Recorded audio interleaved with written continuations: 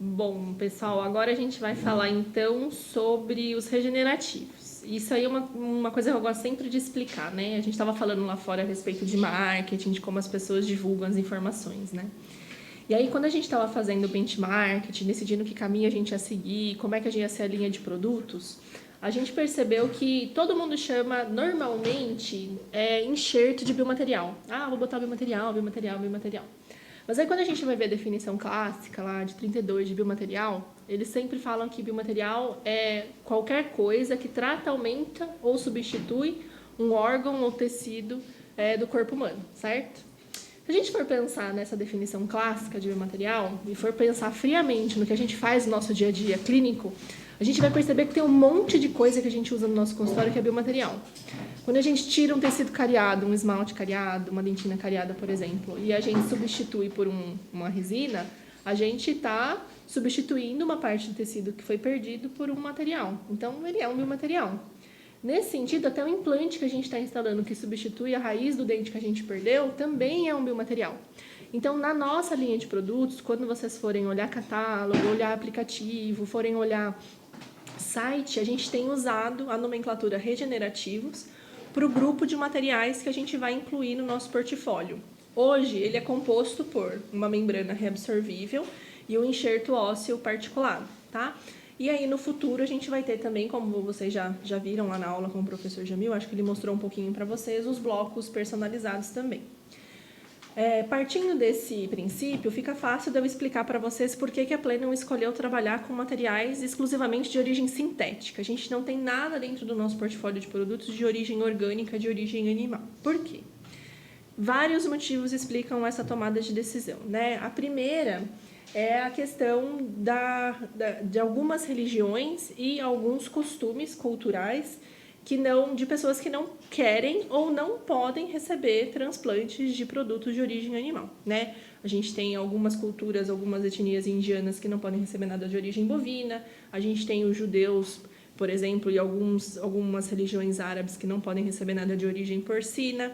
E a gente também tem uma crescente quantidade de pacientes, não sei vocês, mas eu tenho recebido cada vez mais pacientes com veganos ou vegetarianos que não querem receber nada de origem animal. Então, essa foi uma primeira tomada de decisão filosófica a respeito do porquê que a gente ia seguir com os materiais sintéticos. E aí também tem uma tomada de decisão pragmática, né? Existem alguns estudos que mostram pra gente que mesmo depois de passar pelo processo de liofilização, existem pequenas proteínas que não são totalmente eliminadas dentro do processo de esterilização dos materiais de origem animal, né? Vocês já devem ter ouvido falar nos prions, nos prions, já devem ter ouvido falar sobre esses estudos, tá? Nunca causaram absolutamente nenhum problema, não existe na literatura nenhum artigo sobre transmissão de doença ou alguma patologia associada a enxertos de origem animal. Isso é uma coisa muito importante de ser dita, né? Porque a gente ouve aí falando que vaca louca e muda de... Não existe na literatura nenhum artigo que demonstrou isso, tá? Mas a gente não sabe como que essas proteínas, na cadeia evolutiva, a médio e longo prazo, como elas vão se comportar.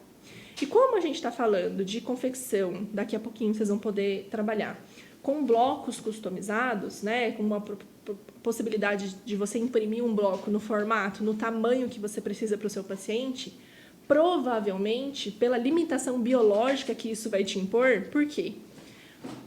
Hoje, quando a gente trabalha com enxertos em blocos, a gente trabalha com enxertos em bloco de origem autógena, né? E o que eu preciso para esse enxerto em bloco dar certo?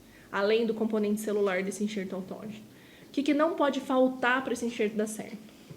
Vascularização, né? Então, eu tenho uma limitação biológica. Não adianta eu imprimir um bloco de 2 centímetros e esperar que só esse bloco de 2 centímetros instalado numa mandíbula atrófica vá formar tecido, né? Não tem milagre. E aí, para que isso aconteça, eu vou precisar, invariavelmente, lançar a mão de outras coisas para ajudar nessa vascularização e na formação tecidual. Provavelmente um fator de crescimento, ou algum agregador plaquetário, ou até, quem sabe, a utilização de células-tronco. O professor Jamil está aguardando para entrar. Tá não? Lá, já está aí.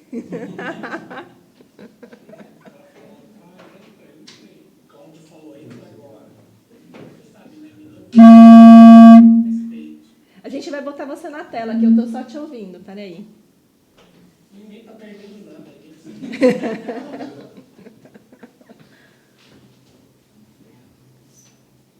Ninguém precisa me ver. Tudo bem? Comer esfirra ontem no Dadão? Sim, comemos esfirra e ele falou que todo turco é mentiroso, que não tinha nada de crédito lá não, hein? É um absurdo. Tem que ter botado na conta do turco. Chega assim, no Dadão. Se o Jamil não tem crédito, o turco tem.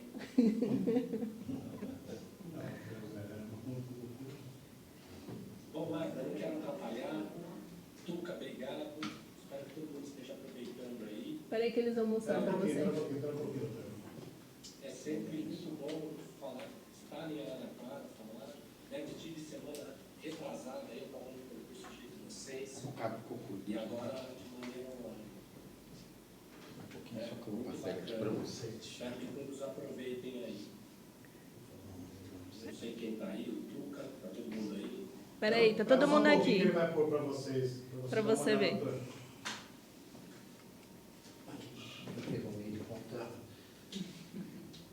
Não, Jamil, aqui é uma baita estrutura aqui. Eu cheguei achando que ia dar aula, tô participando do Jornal Nacional aqui.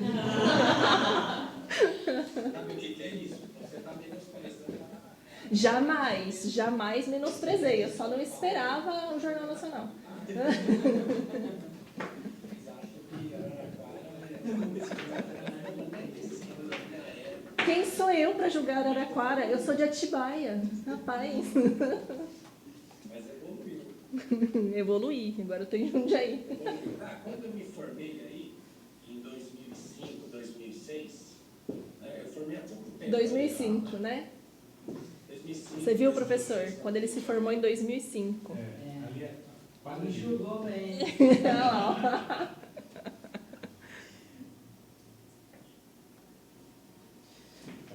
Me perdi no meu cigarro.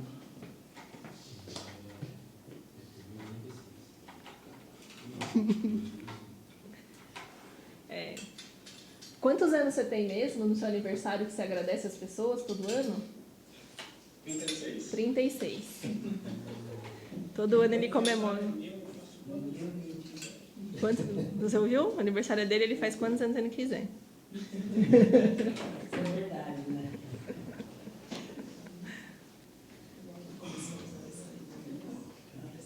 Espera que tá quase, Jamil. Você já vai.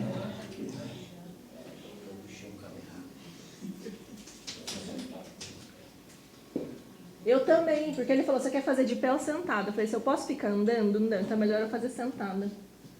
Chegou aí agora? Agora que ele começar a falar. Fala alguma coisa, Jamil. Gente, vocês estão perdendo tempo. Acho que dá pra virar pra lá pra ele poder ver as Eles pessoas. estão lá agora. Ah, mas ele tá vendo as pessoas? Ele, não, agora eu vou colocar aqui. É, Bem, bom pessoal, bom dia. agora ele tá Obrigado. vendo. Agora eu vou ver todo mundo. Tô vendo Cláudio, Ele tem um retorno lá. todo mundo bem. Pessoal, bom dia. Obrigado, Tuca. Obrigado por permitir que a gente mostre um pouquinho. Obrigado pelo tempo de vocês, né, para estar colocando. Brincadeiras à parte, Araraquara é minha casa. Né, me formei aí e sou muito grato. Fiz minha pós-graduação aqui. A Araraquara me possibilitou fazer meu sanduíche, né, ficar fora do tempo, fora do país. Então, sou muito grato, né, a Tuca, a todo mundo que colaborou com a minha formação. Então, sempre muito bom, mesmo que virtualmente, estar falando aí para Araraquara. Né, eu queria agradecer vocês, espero que vocês aproveitem bastante a Magda, a Maiara, o Cláudio, todo mundo que está aí, né, o Matheus, todo mundo, e aproveitar aí, ver o que for necessário, a gente está à disposição. Você já fez a cirurgia, Magda? O Tuca fez a cirurgia? Não, vai ser na sexta-feira, ele vai mandar o link pra gente assistir. Aí sim. O problema do Tuca operando é que vai ser um link de 5 minutos. Vamos fazer slow motion. Para ir cantando. Pode ser tempo real. Senão, é graça. Pessoal, ótima aula para vocês. Tuca, obrigado pela parceria. Obrigado informação, tá? Aproveitem aí. Tá, Jorge. Obrigado, Marcos. Imagina, obrigada, Jamil. Beijo. Tchau, tchau. Valeu. Tchau. Agora é só reconectar tudo. Agora é só desconectar e conectar tudo. É que me pegou meio no contrapé. Agora é só desfazer tudo e fazer de novo. Atividade física, ele... Você não deixou nem a bola entrar no bolso, tá bom. Tá de volta, tá de volta. Vamos lá, doutora. Pode ir? Doutora de volta. Uhul! Então vamos lá, eu não lembro onde eu parei. Começo do começo? É brincadeira. A gente estava falando dos prions, né? Então, essa foi uma tomada de decisão, porque como a gente sabe que vocês vão precisar associar esses blocos a outras coisas, e principalmente componentes celulares, a gente queria correr a menor quantidade de riscos possíveis, para que vocês e os pacientes estejam o mais seguros possíveis, né? Então, a ideia desses regenerativos é entregar para vocês as coisas que hoje vocês encontram em limitação nos produtos que estão disponíveis no mercado. Eu sei que tem muita gente, não sei vocês parecem bem jovens, mas os mais antigos normalmente têm um certo pé atrás ou não gostam de trabalhar com cerâmica, com hidroxiapatita ou com beta-TCP, porque os resultados clínicos que eles obtinham utilizando esses produtos não eram comparáveis aos resultados que eles tinham utilizando o osso bovino. Por quê? O osso bovino ele não se propõe a nada, ele é osso. Ele tem o formato, ele tem a trabécula, ele tem o poro, porque ele é, né, desmineralizado ali, sem os componentes orgânicos, mas ele é, a gente não está tentando copiar nada.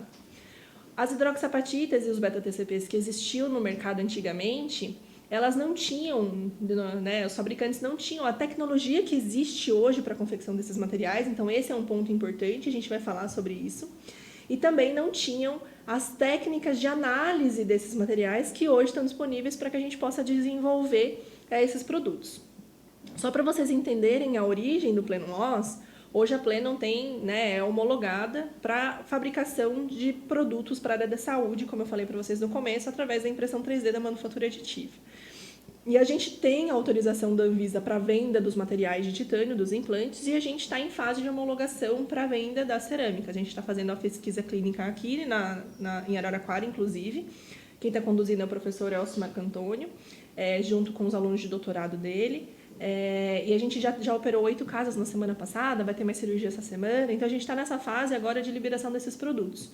E só para que vocês entendam, mesmo o fabricante desses equipamentos não consegue entregar os blocos que a gente está fazendo, porque a matéria-prima quem desenvolveu foi a gente. Então, a matéria-prima é nossa, é nosso desenvolvimento.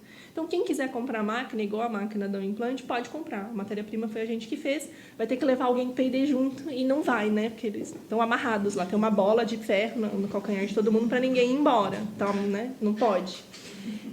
Mas o desenvolvimento é interno também da Plenon, né? Então, esse é o grande segredo dos produtos. Todos os nossos produtos são desenvolvidos lá dentro de um P&D interno na fábrica. Vocês viram lá o laboratório, né?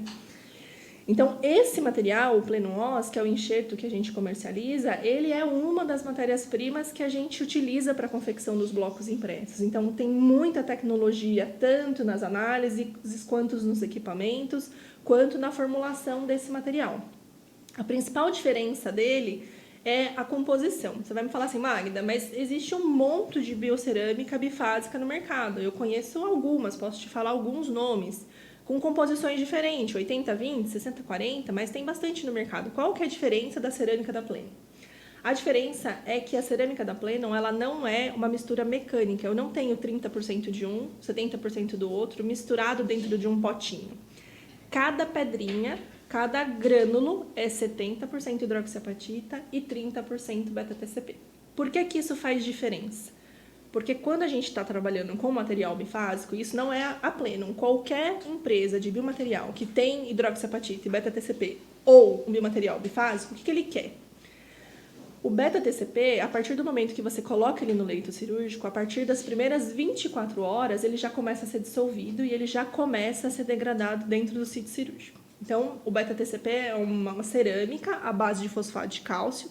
Então, é fósforo, cálcio, oxigênio, hidrogênio. E eu esqueci de algum, mas TCPOH, é isso aí. E ele vai começar a liberar isso na corrente sanguínea. Isso ajuda a aumentar a fosfatase alcalina, que vai ajudar a mineralização dos tecidos. Então, ele vai entregar esses íons ali no leito cirúrgico, que vai ajudar na formação do tecido ósseo. Isso só o da Plenon? Não, todos eles, tá? Por que usar só beta-TCP, que é o que o pessoal usava e que não dava certo, é ruim? Porque ele dissolve muito rápido, não dá tempo dele ficar em posição como um arcabouço celular para que as células possam aderir e se proliferar. A hidroxiapatita, ao contrário, ela é muito dura, então ela não vai liberar, ela vai demorar muito tempo para dissolver e ela não vai liberar nada nesse interim, ou vai liberar muito pouco, que não vai contribuir para a formação óssea, mas ela vai ficar estável ali. Então, quando a gente trabalha com material bifásico, o que eu quero? Eu quero a estabilidade da hidroxiapatita para que ele mantenha o espaço para a formação óssea acontecer. Então, é a hidroxiapatita de fato que vai trabalhar ali como um arcabouço, que vai trabalhar ali como o andaime da nossa construção ali, né? Enquanto o beta-TCP vai a questão da formação do tecido, na mineralização, na fosfatase alcalina e etc., dentro desse processo todo. Por não ser uma mistura mecânica, né, quando a gente tem ali os dois misturados no potinho, o que garante para você que justo na parede vestibular da região anterior, onde você está colocando o material, não vai ter só beta-TCP? O que te garante isso quando você está misturando? Nada. A olho nu, você não consegue separar o que é hidroxiapatita e o que é beta-TCP. Você mistura tudo e coloca, né? O que garante para você que num alvéolo, por exemplo, o fundo ou a região mais superior do teu enxerto não vai ser separado, só hidroxiapatita ou beta-TCP? Você não tem como controlar exatamente onde é que cada grânulo vai ficar. E no que isso resulta? Resulta que quando você tem um enxerto bifásico que não tem essas características, que ele é misturado, você invariavelmente vai perder volume. Porque em algum lugar esse beta-TCP vai sumir e por gravidade ou por pressão dos tecidos, esse enxerto vai movimentar. Se essa movimentação for maior, você pode ter uma fibrointegração desse enxerto ao invés da formação óssea, porque aí você vai ter uma movimentação muito grande que vai inviabilizar o teu enxerto. E se ela for menor, no mínimo você vai perder um pouco de volume e não vai atingir aquilo que você enxertou. Quando a gente trabalha com essa composição num único grânulo, a gente tem a vantagem de que quando reabsorve, eu não estou mexendo na estrutura, eu só estou aumentando o poro de cada um dos grânulos, ele não vai movimentar dentro do enxerto. Uma outra característica muito importante da nossa cerâmica é que ela tem o que a gente chama de poros interconectados. Então, primeiro que ele tem 52% de porosidade. O que isso quer dizer? Que metade de cada pedrinha que vocês manusearem é ar, é vazio, tá oco, tá? E desses 52%, 80% são poros interconectados, ou seja, eles se encontram dentro do grânulo. Então, você tem uma vascularização e uma nutrição que acontece não só ao redor, mas também dentro do grânulo, tá? Eu não sei se vocês já usaram, mas isso a gente vai manipular hoje à tarde no hands-on, a gente trouxe para vocês experimentarem. A hidrofilia desse grânulo é, assim, absurda e é muito, muito fácil de manipular durante o procedimento. Você desperdiça muito pouco e é muito fácil de trabalhar. Para fazer stick bone, eu vou mostrar alguns casos para vocês, a gente brinca que fica parecendo uma tapioca, porque ela vira uma goma, assim, sabe esses dadinhos de tapioca? Fica bem consistente, mesmo de você conseguir manusear com as mãos até para trabalhar, de tão firme que fica. Isso por causa dessa tecnologia que a gente tem para o desenvolvimento dos grânulos. Comercialmente, a gente tem algumas opções de grânulos disponíveis. A gente tem os grânulos de 250 a 500, os grânulos que é compatível com o small dos concorrentes. Tem o de 500 a 1000, que é compatível com o large. E a gente tem um grânulo maior ainda, que é o grânulo de 1000 a 2000. Para que serve esse grânulo de 1000 a 2000? Grandes defeitos. Esses defeitos de cavidade sinusal, por exemplo, de 3, 4 elementos, ou grandes cistos, cavidades císticas. Normalmente, quem gosta mais e quem usa mais esse grânulo maior são os bucomaxilos, porque normalmente são eles que recebem defeitos que demandem desse tamanho de grânulo. Na clínica geral, cirurgia oral menor, a gente vai usar mais o de 250 a 500 para gap, para alvéolo, para pequenos defeitos, e o de 500 a 1000 para rebordo, para aumento vertical, horizontal, tá? E vocês também podem misturar.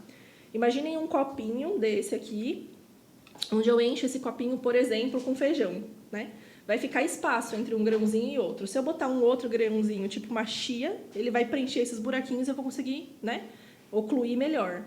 Nesse caso, quando você está fazendo um enxerto grande, você ganha muito no preenchimento se você associar diferentes tamanhos de grânulos dentro do seu enxerto. Porque aí onde o seu enxerto grande ficaria com espaço, os pequenininhos vão acabar preenchendo isso e você vai ter uma compactação melhor. E isso é um ponto muito importante. Não dá para tratar um enxerto sintético como se fosse um enxerto orgânico, tá? Enquanto no orgânico você não pode compactar, porque se você compactar você vai quebrar o grânulo e você vai perder a propriedade que é a estrutura. No enxerto sintético, no caso o nosso, você precisa compactar, tá? Isso é muito, muito importante. Como ele tem porosidade interconectada, vocês podem compactar sem ter medo, não precisa apertar para quebrar, mas é importante que ele não fique fofo, tá? Tem que estar bem preenchida a cavidade, para que vocês consigam as mesmas densidades ósseas e os mesmos resultados que eu vou mostrar aqui para vocês, tá? Como ele é super hidrofílico e como ele tem muita porosidade, vocês não precisam se preocupar com a vascularização. Ela vai acontecer, eles estando compactados ou não, tá? Mas compactado você vai ter uma densidade bem maior do teu leito cirúrgico, do teu material, quando você for reabrir. Esse é um estudo que a gente fez em mini pig, os mesmos animais que a gente usou para botar os implantes na mandíbula e na maxila, a gente fez levantamento de seio neles e preencheu. E é isso que eu queria mostrar para vocês, que é uma das coisas mais legais desse osso, né? O que vocês notam aqui? Tem grânulo, a gente reabriu isso aqui depois de 6 meses, você vê que tem grânulo, certo? Ele tá aqui, mas vocês percebem que ele faz parte do tecido ósseo? Ele está todo aprisionado aqui na matriz do osso que se formou. Ele não está solto, exatamente. Ele não está, né? A gente conseguiu tirar o bloco, olha aqui, ó, a cavidade como ela está preenchida. Você percebe que tem grânulo, mas ele está todo aderido e firme, fazendo parte, tá? Por que a gente tomou essa decisão? Por essa hidroxiapatita, né? A estrutura, como ela foi desenvolvida, foi feita para que ela demore muitos anos para iniciar o processo de reabsorção. Então, não se assustem quando vocês reabrirem e o grânulo estiver lá. Ele vai estar, mas ele vai estar vascularizado. Quando você corta, quando você perfura, ele está sangrando, tá? Ele está vital. Eu tenho até um slide aqui de um caso que a gente perfurou aqui. Então, ó, você vê que tem grânulo lá dentro, na reabertura, tá vendo? Mas o osso tá vital, ele tá sangrando, tá? Então, não se assustem quando vocês enxergarem o grânulo de novo. É para estar lá. Porque o que vocês não querem quando vocês fazem um procedimento de enxerto num paciente? Vocês não querem ter que fazer de novo daqui a alguns anos, né? Você quer fazer, deixar lá e não precisar mexer de novo. Então, a ideia desse material, do desenvolvimento dele, é exatamente essa. Aqui, esse levantamento de seio que a gente fez nos mini pigs, a gente tem um lado controle que a gente fez com material enxerto bovino e membrana de colágeno porcina, e do outro lado a gente fez plenum-ois e plenum guide. Então, aqui é onde a gente entrou na cavidade e aqui o preenchimento, material preenchido. Tudo que vocês enxergam em amarelinho é osso remanescente e tudo que vocês estão vendo em azul é grânulo, é cerâmica, tá? Aqui nesse caso é osso bovino. E aqui vocês estão vendo o plano ósseo encaixado. O que vocês notam de diferença de um lado para o outro? É exatamente isso. Os dois preencheram. Os dois fizeram o que deveriam fazer, né? Se não tivesse feito, não estava no mercado há tantos anos, dando certo há tantos anos. Então, não dá pra gente falar que é ruim, né? Então, ele preencheu. Mas a principal diferença que a gente tem entre um lado e outro é a quantidade de poros que você tem entre um lado e outro. Então, aqui a gente tem mais espaço entre os grânulos, né? A gente consegue ver mais cavidade. Quando a gente está falando de classificação de tecido ósseo, de densidade de tecido ósseo, não é assim que a gente mede? Quanto mais trabécula, mais molinho é esse osso, né? E quanto menos trabécula, mais denso. Então, qual que é a diferença do resultado desse estudo? A gente teve preenchimento comparável nos dois, mas a gente teve diferença estatística na densidade desse tecido ósseo e também está para ser publicado também no torque dos implantes que a gente inseriu nessas pecinhas, nesses bloquinhos. De um lado a gente conseguiu inserir entre 25 e 30 newtons e desse lado a gente conseguiu com torques acima de 45, tá? Então, a diferença é essa. Só que clinicamente, vocês precisam compactar, tá? Não pode deixar espaço. Combinado? Então, aqui tem um caso clínico para mostrar para vocês. Esse é um caso da implante pério. Essa paciente era uma menina que estava passeando na Avenida Paulista de patinete, caiu de boca e avulsionou o incisivo. Então, ela levou o dente e a tábua óssea, as duas, né? A vestibular e a lingual embora. Então, eles fizeram um esvaziamento aqui do forame, né? Colocaram a membrana, vamos falar um pouquinho da membrana para vocês. Então, botaram a membrana em posição. Notem que eles recortaram, mas não existe a preocupação de vocês deixarem ela afastada da raiz dos outros dentes, porque como ela é degradada por hidrólise, ela não leva à reabsorção externa das raízes. Então, você pode adaptar de acordo com o seu defeito mesmo, tá? Essa é uma membrana de 1 milímetro, então a membrana de 1 milímetro, ela tem que ser estabilizada por parafuso ou taxinha, tá? Só a sutura não consegue manter ela totalmente em posição, porque ela é muito espessa, ela é bem dura mesmo, tá? Então, essa aqui é de 1 milímetro, sempre com parafusinho ou taxinha. A de meio e a de 0,25, só a sutura resolve. Dependendo da técnica que vocês estão usando, na de 0,25, só o envelopamento do tecido já mantém ela em posição. Mas essa aqui, parafuso e taxinha, tá? Aí eles botaram em posição, fizeram aqui um stick bone, esse osso está associado a PRF, porque é um defeito bem grande. Então, também não tem milagre, né? Se o defeito é muito grande, um componentezinho celular, ou um pouquinho de autógeno, ou PRF, alguma coisa para ajudar na formação do tecido. E aí, a estabilização dele com as taxinhas. Vocês notem também que ele botou a membrana seca em posição e ela vai absorvendo o sangue de acordo com o leito. Ou, se você quiser, antes você pode hidratar com soro ou com IPRF. A diferença é a manuseabilidade. Se você hidratar antes, ela fica mais fácil de você trabalhar no leito. Se você deixar no leito, ela vai demorar um pouquinho mais para ficar maleável, tá? E aí, depois de 9 meses, quando a gente reabre de novo, lembra que eu falei para vocês, não se assustem, vai ter grânulo, tá? Como que eu sei que esse osso que se formou aqui estava denso o suficiente para a instalação de um implante, né? Se vocês notarem aqui na próxima imagem, eles fizeram um implante e já botaram um cicatrizador. Isso quer dizer que, no mínimo, esse osso teve 35 newtons, porque é o que a gente recomenda para poder botar o cicatrizador, é um travamento acima dos 35 newtons. Então, eles fizeram um complemento por vestibular aqui para ganhar um pouco mais de volume por questões estéticas, de novo com a membrana aqui. E eu só não tenho a sequência desse caso porque isso aqui é recente, então foi feito nesses dias agora. Esse é um caso do professor Jamil, de uma paciente que tinha uma lesão gigantesca aqui, né? Então, ele precisou tirar o dente e precisou fazer a enucleação aqui. Abriu uma incisãozinha aqui semilunar para não comprometer a estética, né? Não mexer nas papilas, etc. Limpou a cavidade e fez o preenchimento aqui com Plenum Ois e Plenum Guide, né? Tem tanto da cavidade quanto aqui do alvéolo. E aqui a gente tem, ó, a tomografia inicial, depois de 6 meses de preenchimento, e aqui 9 meses depois com o implante já instalado e a paciente já reabilitada, tá? Mas, de novo, tem que compactar, tá? Tudo bem? No caso do implante pério, tem o aspecto tomográfico de reconstrução? Eu não tenho aqui, mas eles fizeram tomografia também, e aí eu posso mandar para vocês, tá?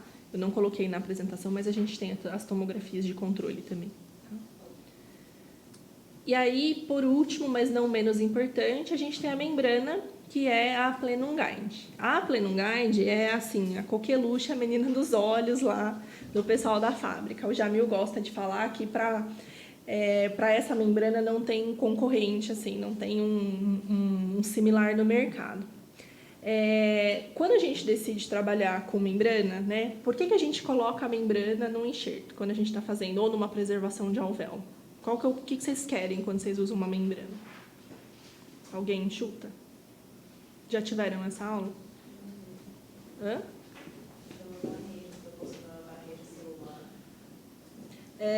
Basicamente isso. Vamos usar o exemplo de um alvéolo. Quando a gente tira um dente, quando a gente rompe as fibras do ligamento, isso vai sinalizar que houve uma lesão e a gente vai começar um processo de reparação daquele tecido ósseo, certo? A gente vai ter uma porção de células lá indiferenciadas que vão se transformar invariavelmente em tecido, mas elas não sabem exatamente em qual tecido. Se vai ser tecido ósseo, se vai ser fibra, se vai ser gengivas, não sabem. E existem alguns processos de sinalização que vão dizer para elas o que é que elas vão se transformar. A grosso modo, de uma forma muito didática, é muito mais complexo do que isso, mas é mais ou menos como se fosse pega-pega. A célula que tocar nessas indiferenciadas primeiro é o que elas vão virar, né? Muito mais complexo que isso, mas é isso aí. Então, quando a gente tira um dente e não coloca nada, a gente deixa lá aquele alvéolo daquele jeito e a ferida fechando por segunda intenção, o turnover celular, a formação celular do tecido gengival é 3 vezes mais rápida do que a do tecido ósseo. Então, se você não coloca absolutamente nada, as células que estão ali naquela região onde vai ter gengiva, elas vão se transformar em tecido ao invés de transformar em osso. Por isso que quando a gente vai ver o defeito no radiografia, de todo paciente que perdeu um dente só, você olha na radiografia, é igualzinho sempre, é assim, ó, não é? Um valezinho assim, porque é exatamente aonde a gengiva fez a pressão naquele tecido e aonde formou gengiva ao invés de formar tecido ósseo. Então, toda vez que você coloca uma membrana, o que você quer é manter essa gengiva afastada do tecido e dessas células para que você tenha a formação só de osso, ou que dê tempo da formação óssea acontecer. Quando você faz um enxerto para ganho horizontal ou vertical, é exatamente a mesma coisa. Você quer evitar que o tecido gengival, que as células do tecido conjuntivo migrem para onde você quer a formação do tecido ósseo. Com isso na cabeça, a gente tem no mercado hoje 2 opções de membrana. A gente pode trabalhar uma membrana reabsorvível ou uma membrana não absorvível. Quando que eu decido que membrana eu vou usar? Normalmente, baseado no tempo que eu preciso para a formação acontecer.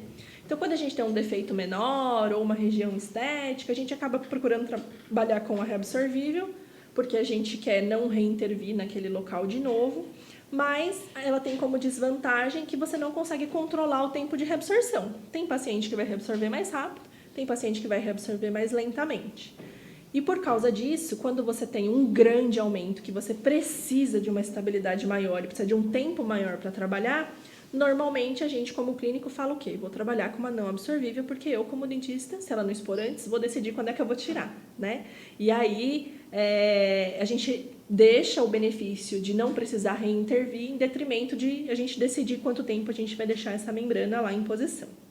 As membranas reabsorvíveis disponíveis hoje no mercado, elas têm um tempo médio de reabsorção de aproximadamente 30 dias, que pode variar conforme paciente, e elas são degradadas por um processo celular, porque a gente tem a maioria delas de origem colágena animal, seja porcina ou bovina, ou pericárdio bovino ou porcino, e isso sempre tem um fator imunológico associado. Essas membranas, elas têm ali sinalizadores e o nosso sistema imune vai trabalhar celularmente na eliminação daquelas membranas.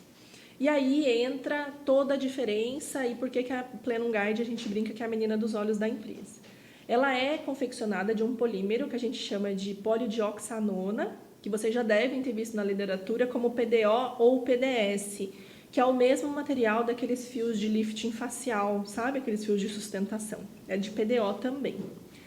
Esse PDO, ele tem uma característica muito interessante porque, ao mesmo tempo que ele é reabsorvível, ele também é bioinerte.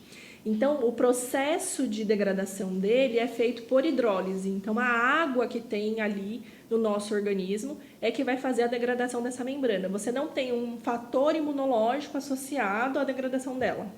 O que isso quer dizer clinicamente? Que o processo inflamatório que você tem é exclusivo da manipulação tecidual que você faz. Você não tem um processo inflamatório adicional decorrente da reabsorção dessa membrana.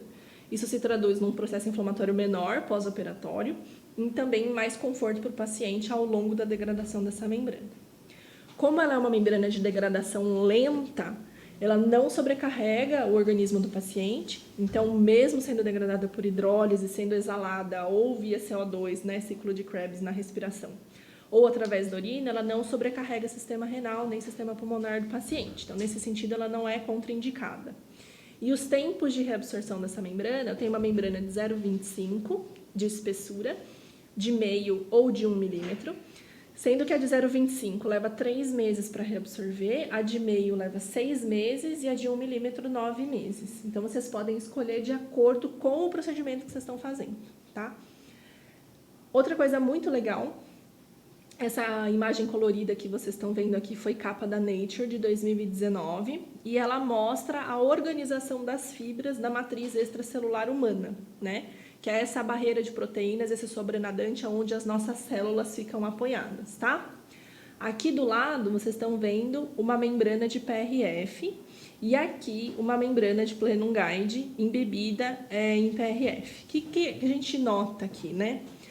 Existe uma aleatoriedade em como essas fibras são organizadas, né? Tanto a de membrana de PRF quanto da matriz extracelular, todas elas têm fibras sobrepostas com uma certa aleatoriedade.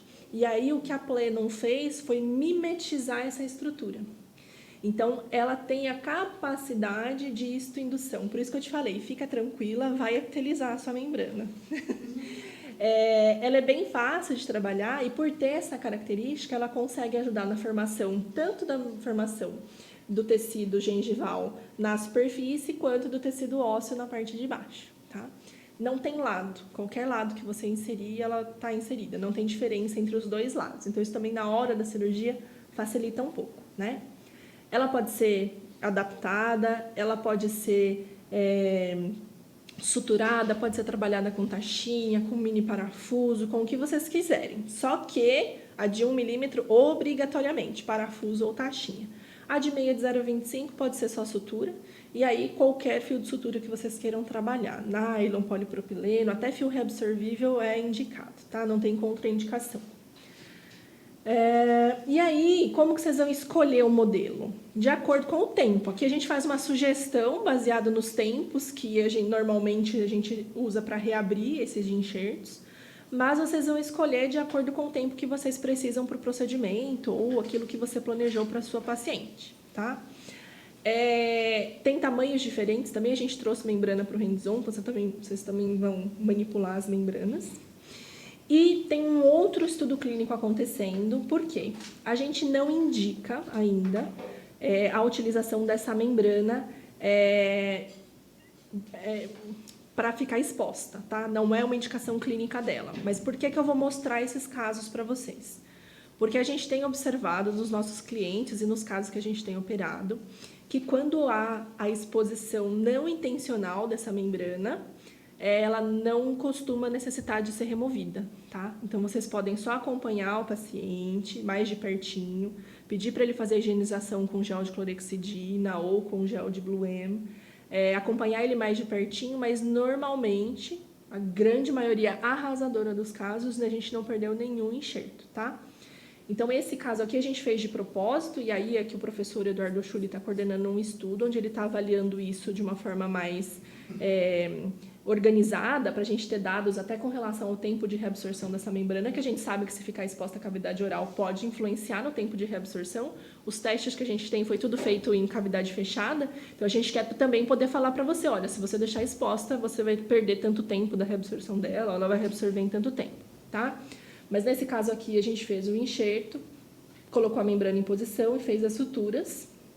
E aí, depois de 8 dias, a gente já vê o início do processo aqui de epitelização, né? Depois de 18 dias, a gente quase não tem mais uma comunicação externa. E depois de 25 dias, a gente já tem todo o tecido fechado, tá? Então, ela não fica bonita quando ela está exposta, fica meio... Você fica ali olhando aquilo, dá um pouquinho de... eu uso a palavra xixilenta, eu tô tentando parar de usar, mas eu não achei nenhum sinônimo ainda que traduza como ela fica. Mas fica xixilento mesmo, fica um negócio esquisito, assim. Mas dá tudo certo. Se o paciente estiver sem dor e sem sinais de supuração, só acompanhe que vai epitelizar, não precisa sair correndo tirar. E aí a gente não perde nem volume e nem o procedimento. Aqui o tecido continua intacto o procedimento que a gente fez antes, tá? Esse aqui também é a radiografia desse caso, ó, mostrando que não perdeu nada, estava exposto também. Tem um outro caso um pouquinho maior, né, que acabou expondo mais, né? Nesse caso, você usa bochecho no pós-operatório, algum bochecho, alguma orientação nessa pesquisa? Isso, nessa pesquisa o paciente usa gel de clorexidina ou de Blue M para fazer a higienização, tá? E aí, antibiótico terapia, né, normalmente pré-cirúrgica já faz, então o paciente já está tomando. Se não tiver feito antes da cirurgia, aí tem que fazer a prescrição depois, tá? Mas sem sinais de dor, sem sinais de supuração. Se tiver um comecinho, aí é o que você vai fazer mesmo. A gente, se puder fazer um PDT no paciente ou fazer a medicação, é melhor, tá? Mas a gente não perdeu nenhum caso, tá? Nem a gente, nem cliente, conforme a gente foi. Que a gente vai observando junto. O cliente liga, né? Olha, expôs, o que eu faço? E aí, toda vez que ele atende, ele me manda foto. Então, todos os casos que a gente acompanhou, a gente não perdeu nenhum enxerto, tá? E aí você continua com a medicação. Depende. Você fez 7 no primeiro dia, vamos supor. Aí teve intercorrência, você põe mais 10 dias de... Não, se ele tiver sem sinais de supuração e sem dor, não dá nada. Você pode só seguir acompanhando com os géis. Agora, se ele tiver, aí você pode dar mais 7 dias. Não precisa dar os 10 dias, tá? Fluoxetina gel a 1% ou 2%? 2. E aí, se quiser complementar com bochecho, pode também. Que normalmente o gel já resolve o problema ali, né? E aí, aqui, ó. Esse caso até mais extenso. Aí, se tiver alguma plaquinha solta, vocês podem tirar. Mas não cutuquem, porque ela vai aderindo o epitélio. Então, se você mexer, você vai desplacar e vai soltar ele. Deixa quietinho lá, tá? Depois de 15 dias, ó, tá todo fechadinho. Depois de 30 dias, você já vê toda a formação acontecendo aqui, tá? Quando eu falo lenta, isso aqui que eu quero dizer. Olha que coisa mais feia. Não é bonito, né? Mas fecha, tá vendo? Então... Ô, Magda, tem Ó. algum problema, assim, do azul de metileno, aderir a membrana? Vai ter... Assim, o nosso maior receio era aplicar o azul de metileno lá e ele ficar Não sei. meio... Não sei, mas vou perguntar pra Sibeli. Não, a gente, na hora do almoço, eu já ligo pra ela.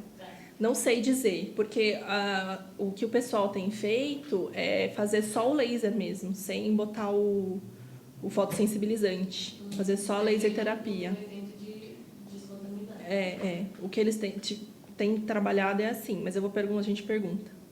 Tá? Não é um evento de descontaminado. Tudo bem, gente? Vocês têm alguma dúvida dos biomateriais? Alguma pergunta? Da membrana ou do osso? Utilizar um pouquinho na compactação um pouco mais acentuada em relação aos outros biomateriais. Eu falei, Não. né? Acho que o pessoal... Se vocês não tiverem nenhuma dúvida, a parte teórica era essa. E aí a gente pode parar para fazer o hands-on à tarde, professor? Você prefere fazer já? Como você prefere? Vamos falar e vamos ter o programa na sequência dos motores tudo para a gente poder ver isso aí. Tá bom.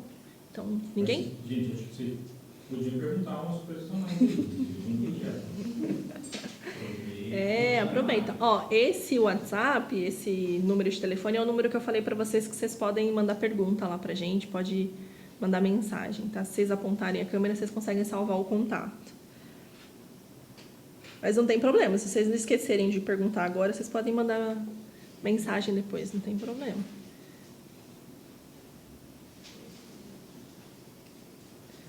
Aquele componentezinho que você colocou no chão foto, ele já vem com aquele acrílico branco, acrílico, não sei. Deixa eu ver. E aí, a partir daqui dá para personalizar. É pique. O pique, o cicatrizador. A partir dele. Como eu falei pro professor, quando vocês estão trabalhando em alvéolo fresco, é lógico que vai estar molhado, né? Tem sangue ali, não tem como não ter. Então, o que normalmente a gente faz? Bota o cicatrizador em posição, aí você vem com a resina flow e copia o perfil com a resina flow. Aí você tira, seca, e aí você continua trabalhando o restante, porque aí você não perde a estrutura. Se você fizer tudo ali no úmido, você vai acabar... Pode ser que solte, né? Então, copia só a basezinha ali no flow direto na boca, tira e faz a adaptação dele na mão, até para você poder dar polimento e tal. Então, isso... Agora, nos outros casos, por exemplo, se você está trabalhando no CAD/CAM, por exemplo, você consegue já fazer isso e só encaixar no cicatrizador já está pronto, sabe? Ou no modelo você fazer com resina acrílica, também dá, tá? Ele é compatível com todas as resinas, visacrílica, acrílica, resina foto, resina flow, todas elas. Se for trabalhar com foto, pode passar adesivo para ajudar na adesão superficial, mas não precisa asperizar nem nada. Se for trabalhar com resina acrílica, não precisa fazer nada, é só botar a resina direto ali, que ela já vai aderir, tá? Uma coisa que eu não falei para vocês, que é importante da parte foi bom você ter perguntado, de componentes protéticos, é que sempre que vocês receberem um componente protético, ele tiver essa abertura, a chave que vocês vão trabalhar é a hexalobular e tem que lembrar de mandar para o laboratório uma chave dessa. Porque senão eles vão usar a chave de 1.2 e vão espanar o parafuso de vocês.